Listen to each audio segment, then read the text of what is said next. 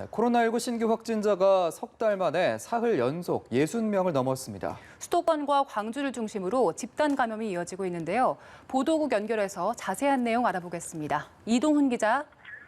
네, 국내 코로나19 신규 확진자는 어제 61명 발생했습니다. 누적 확진자는 13,091명으로 늘었습니다. 신규 확진자가 사흘 연속 60명대를 기록하고 있는데 이 같은 확산세는 지난 4월 이후 약 석 달 만입니다.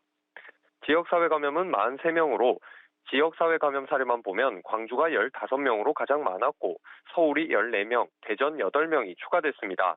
이외 지역에서는 경기가 4명, 강원, 경북이 1명씩 추가됐습니다. 광주와 수도권을 중심으로 코로나19 확산세가 이어지고 있는데요. 특히 광주 광륵사에서 시작된 감염 사례가 13명이 늘어 관련 누적 확진자는 총 80명으로 늘었습니다. 이 13명은 방문 판매 관련으로 추정되는 금양 오피스텔 관련 4명, 여기서 감염이 이어진 광주 일곡 중앙교회 교인 9명입니다.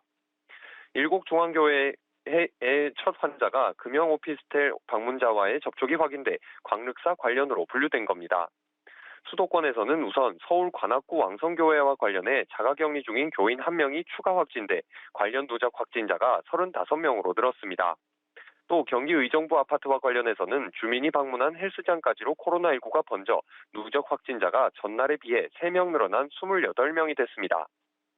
해외 유입 사례는 18명으로 지난달 25일 이후 10일 연속 두 자릿수를 보이고 있습니다.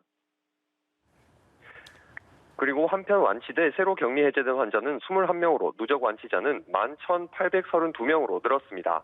네, 또 정부가 최근 2주 동안의 확진자 통계를 살펴보니까 비수도권 환자의 발생도 많이 늘었다고요.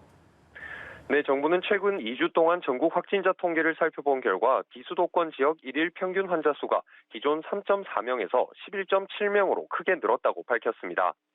특히 대전, 충청, 대구, 경북, 광주, 전남 등에서 신규 확진자 수가 크게 늘었는데요. 문제는 감염 경로를 알 수 없는 확진 환자의 비율이 늘었다는 겁니다.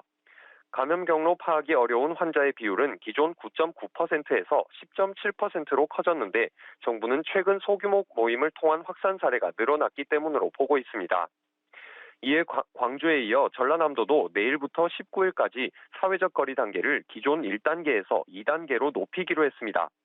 이에 따라 실내는 50명 이상, 실외는 100명 이상의 모임과 행사가 금지되고 공공기관이 운영하는 다중이용 시설의 운영이 전면 금지됩니다. 지금까지 보도국에서 전해드렸습니다.